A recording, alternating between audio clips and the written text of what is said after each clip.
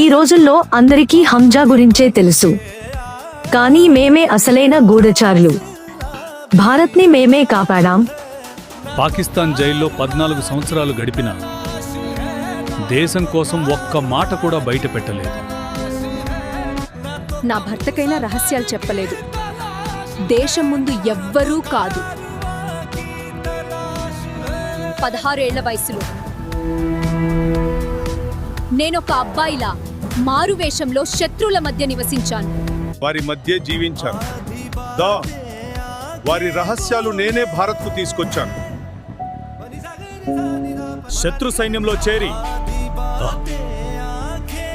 భారతానికి గూఢ సమాచారం అందించాను. వారింట్లో కోడలిగా దేశానికి గూఢచారయ్యాను.